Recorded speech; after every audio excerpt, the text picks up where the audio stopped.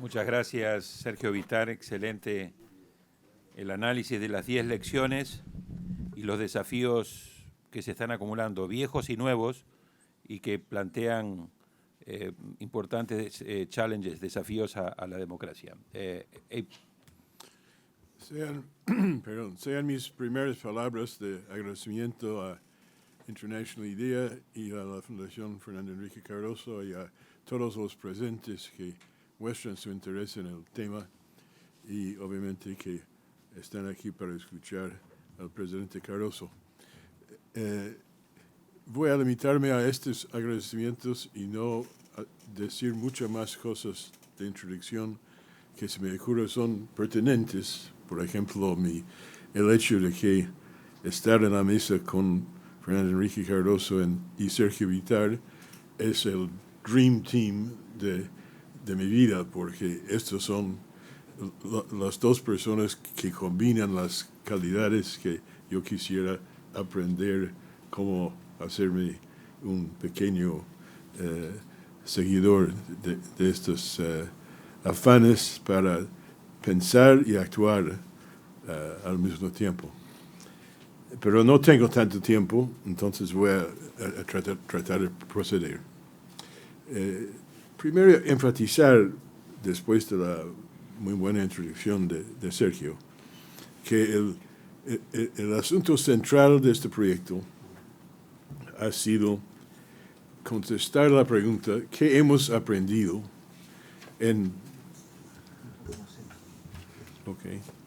¿qué hemos aprendido en términos prácticos que puedan ayudar a la acción a través de conceptos y entender la historia?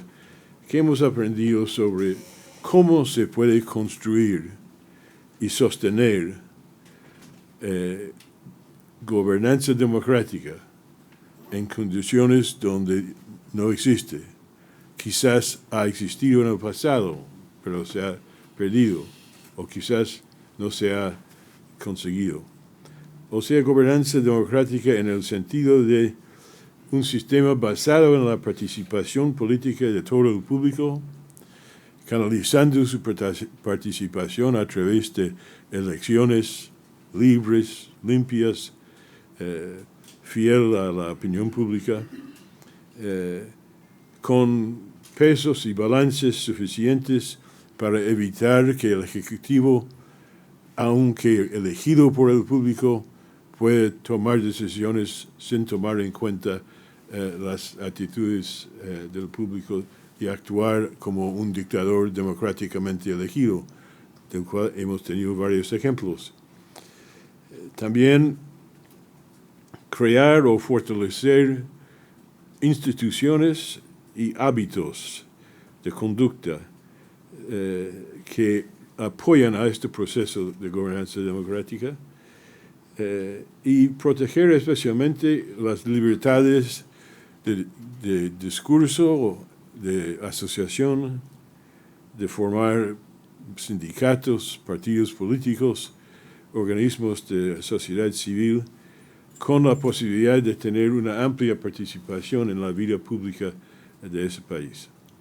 Entonces, esta pregunta ha sido una pregunta central en América Latina, en Europa Central y del Este, en los años 70, 80, 90, y había varios casos de transiciones de gobiernos autoritarios, y nosotros decidimos, a propósito, seleccionar algunos casos exitosos de la transición de gobiernos autoritarios a democráticos. Científicamente, seguramente habría que estudiar todos los casos, definir por qué algunos tuvieron éxito, otros no, qué tipo de éxito, qué nivel, etc. Y invito a todos los politicólogos y sociólogos del mundo a seguir con este tipo de análisis comparativo de todos los casos y no concentrar solamente en un tipo de caso. Pero lo hicimos a propósito porque pensábamos que realmente es urgente en el mundo actual no solamente hacer teoría sobre cómo se puede, sino aprender lecciones prácticas de la experiencia de gente que realmente han hecho estas cosas. Entonces, mi defensa del proyecto en los círculos académicos es, mire, yo sé que esta no es la ciencia política hecho con las modas del American Political Science Review y con muchos datos cuantitativos, etcétera, etcétera. Pero si yo leo o ustedes leen todos los trabajos, libros, artículos, etcétera, basados en estas teorías, uno no aprende casi nada sobre cómo hacer. Entonces, ¿por qué no invertir un poco de energía en estudiar cómo se hace? Después otros pueden tomar de esto alguna materia más para teoría. Entonces, esto es nuestra actitud. Y trabajar con un gran líder político como Sergio Vitar facilitó seguir esta forma. Entonces, Sergio ha hecho un sumario de un libro de 400 páginas más o menos, en que entramos en detalle en 9 casos específicos. No voy a repetir lo que dije y tampoco creo que voy a tratar de agregar algunas de las varias cosas que no pude mencionar en 15 minutos porque no es suficiente para 400 páginas. Sino voy a simplemente decir que el libro tal como lo concebimos era sacar lecciones de aprendizaje, sacar aprendizajes de casos ya hechos, casos exitosos de transición duradera. Hay dos cosas que son interesantes de conversar ahora, creo. Uno es, se puede aplicar esta experiencia y estas lecciones de que tratamos de compartir sobre cómo hacer transiciones desde gobiernos autoritarios a democráticos, se puede aplicar en el mundo actual porque hay casos de gobiernos autoritarios. Hay en todo el mundo, como dijo él, en África, en Asia y en América Latina, y voy a volver a esto, hay también surgiendo en Europa. Y en América Latina tenemos varios casos. Yo diría que el más obvio es Venezuela, donde un gobierno fue elegido democráticamente, el sucesor a Chávez fue elegido democráticamente también, pero que nadie puede calificar la gobernanza de Venezuela en términos de democracia plena en la forma en que lo he definido. Y hay mucha ansiedad de tratar de buscar la manera de salir de esto y hasta ahora no funciona.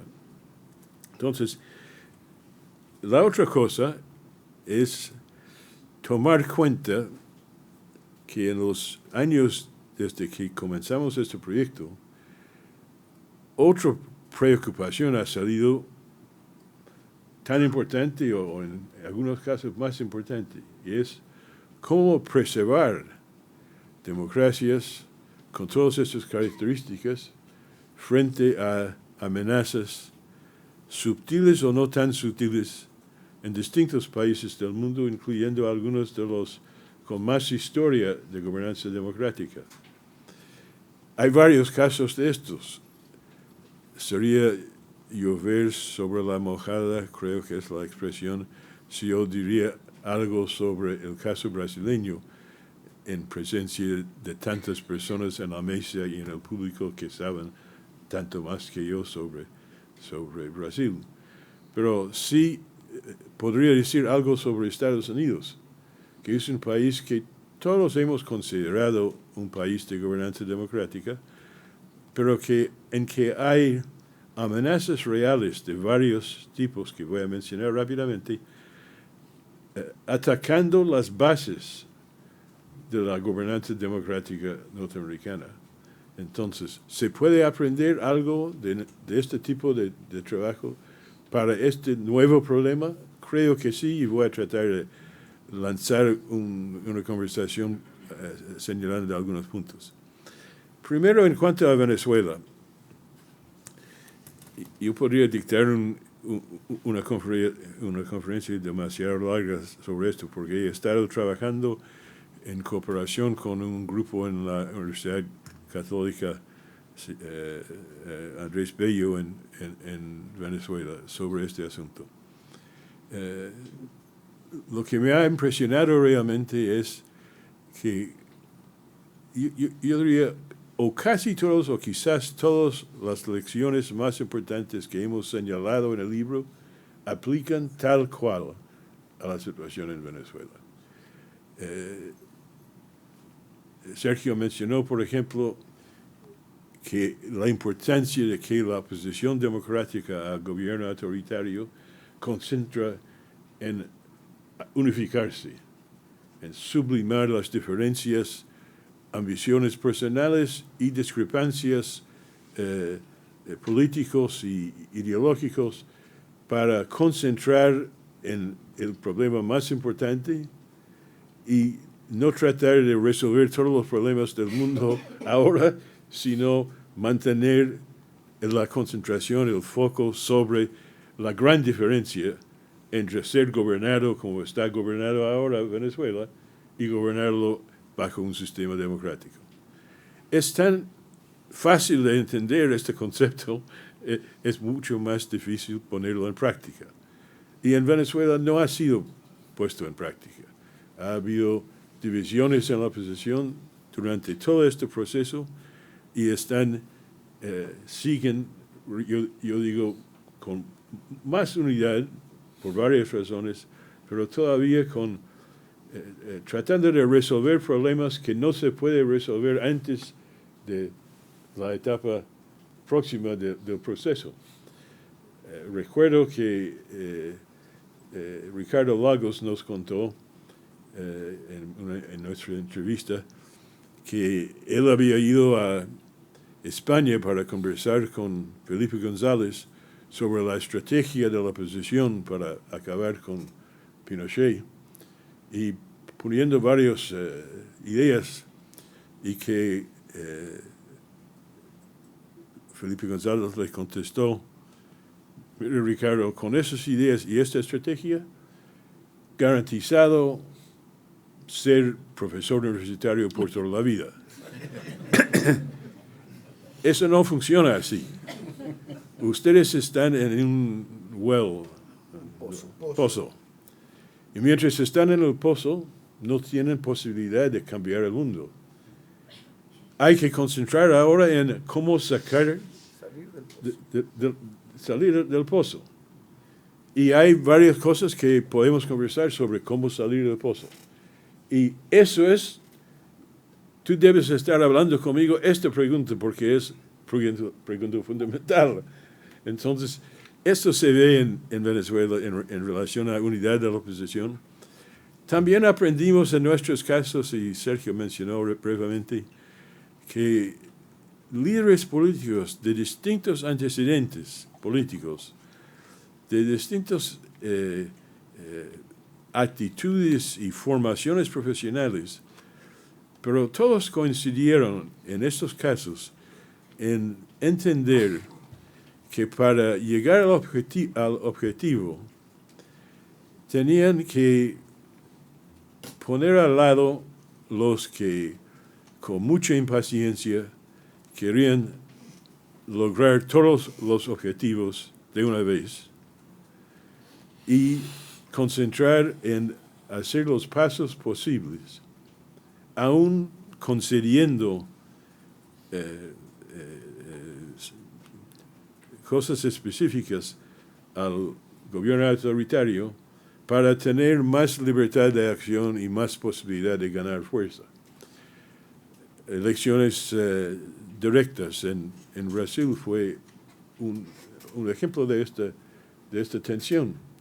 Y como aprendimos en el caso brasileño, había mucho entusiasmo para derechas ya, pero hubiera sido mucho más difícil salir de la dictadura insistiendo en esto. Entonces, en estos contextos también salen diferencias entre los más exigentes de la oposición y los más moderado o más realista o más dispuesto a conquistar lo que se puede conquistar ahora para cambiar la agenda para el próximo paso. También es muy pertinente la experiencia de que los líderes políticos que entrevistábamos, casi todos supieron cómo movilizar la participación internacional como apoyo a sus intenciones y sus objetivos de abrir la política en sus países. Pero entendían que esto tenía que hacerse en forma muy cuidadosa. No simplemente pedir que los extranjeros resuelvan el caso, o que los extranjeros mandan y dicen, bueno, estamos dispuestos a apoyar siempre y cuando ustedes tomen las próximas 10 medidas. No, insistir en mantener la soberanía y la estrategia y saber cómo aprovechar la presión y el consejo y la presencia internacional como parte de la estrategia. Y esto también es una cosa que se ve en Venezuela, no es tan fácil, porque creo que los venezolanos están, en la oposición democrática, están divididos en cuanto a su actitud hacia el mundo exterior, y hay un grupo bastante importante que son muy exigente y feroz en su estrategia y piensan que como es difícil hacer lo que quieren así solo, que el mundo internacional debe mandar tropas, tumbar el gobierno y así se resuelve el problema. Cosa que es muy dudoso como proposición por muchas razones, incluyendo, dicho sea de paso, la gran improbabilidad que Estados Unidos, que tendría que ser el fin de esto, va a mandar tropas a Venezuela. Alguien me contó que el general ministro de Defensa recibió una instrucción de presentar un plan militar y que contestó de que él tiene que contestar las solicitudes o demandas de la Casa Blanca, pero que comenzaría diciendo que cualquier operación de este tipo necesita 180,000 tropas por lo menos 6 meses. Ahora, esa es una forma elegante de decir, no presento un plan, porque es un plan evidentemente inaceptable. Entonces, bueno, si la gente aquí quiere entender más de mis ideas sobre el caso venezolano, porque he trabajado esto bastante, tengo un trabajo en inglés y en español accesible, entonces no voy a seguir el caso venezolano porque es tan fácil si ustedes quieren tener esas ideas. El Wilson Center publica en su webpage Venezuela, hay alguna salida de este trágico impasse y en varias páginas desarrollamos esto en detalle. Ahora, termino con alguna observación inicial sobre la otra pregunta que mencioné. Hay algo que podemos aprender sobre cómo proteger las instituciones democráticas frente a amenazas de populismos de diferentes tipos, de destrucción de instituciones o directa o indirecta, de cambios en cultura y en prácticas que debilitan las normas fundamentales que son la base, el apoyo de las instituciones que son tan importantes. Las instituciones muy importantes, pero las instituciones solas, sin las normas, son mucho más débiles. Entonces, como vemos en distintos países, voy a concentrarme en mi país, muchos indicios de que las instituciones políticas norteamericanas no están funcionando bien. No es causado por Donald Trump este fenómeno. Todo lo contrario, Donald Trump es producto de esta falla institucional.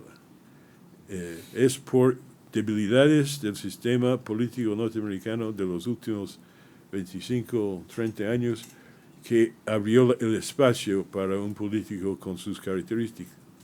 No es que no está contribuyendo, sí, está contribuyendo a acelerar este proceso y hay que buscar otra alternativa.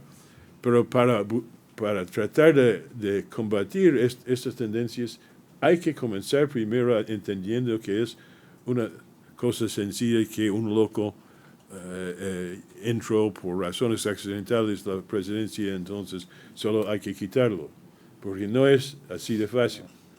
Entonces, me doy cuenta, como cualquier ciudadano norteamericano consciente, estamos pensando en estos problemas. Hay mucho más concern, preocupación sobre nuestras instituciones políticas en toda mi vida. No sé si durante la Gran Depression de los años 30 había más, pero en toda mi vida tomamos como un dado que tenemos un buen y fuerte sistema político. Tenemos problemas sociales, tenemos racismo, tenemos maldistribución, etc. Pero el sistema político debe tener la capacidad de buscar soluciones para resolver o mejorar estos problemas. Pero lo que ha pasado en los últimos 30 años es que el sistema político y las instituciones, Congreso, presidente, Cortes, no han logrado políticas adecuadas para estos problemas. Entonces los problemas acumulan y la confianza en el público que el sistema político va a proveer respuestas a los problemas ha caído enormemente. Y hay cifras horrorosas realmente en relación a esto. No sé hasta cuánto se da cuenta en Brasil de este cambio en Estados Unidos, pero yo llevaba conmigo algún dato hay un dato en que el público a través de encuestas contesta si aprueban cómo el Congreso funciona. Menos de 20% de la población aprueba cómo funciona el Congreso. Más del 90% de los ciudadanos norteamericanos dicen en encuestas que el país va en el sentido contrario, o sea, en the wrong direction. En la fracción de la población de los Estados Unidos que crea que el gobierno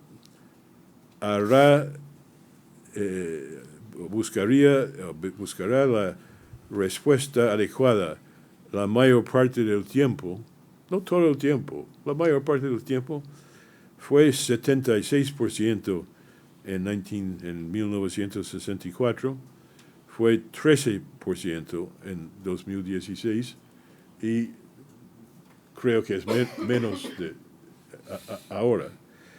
Y hay todos los indicios de un decaimiento, una decadencia, un revés de las instituciones políticas. Entonces, estoy comenzando a trabajar en este tema, no tengo respuestas, más bien preguntas. Pero a mí me parece que algunas de las características de los procesos de transición y las cualidades de los líderes políticos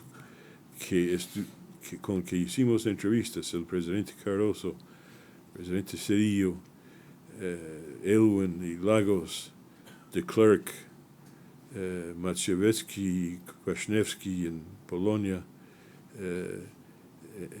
y Habibi en Indonesia, mostraron capacidades y formas de pensar y actuar que necesitamos ahora. Y en mi país y en mi partido, todos estamos en el proceso de la selección del candidato para el Partido Demócrata, que es la única forma realista para sacarnos de este presidente. Entonces, uno puede ver estos 20 precandidatos tratando de tener el derecho de ser el candidato y preguntar uno por uno sobre cualidades. Por ejemplo, de visión que habló Sergio. Presentan una visión atractiva que no es simplemente promesas irrealistas, no real, sino proyección de una visión con estrategia y pasos prácticos para llegarlo. ¿Tienen esta capacidad? La mayor parte de los 20 que aparecen ahora por televisión han mostrado ya que no tienen esta capacidad. Deben ser descalificados por eso, no porque no son,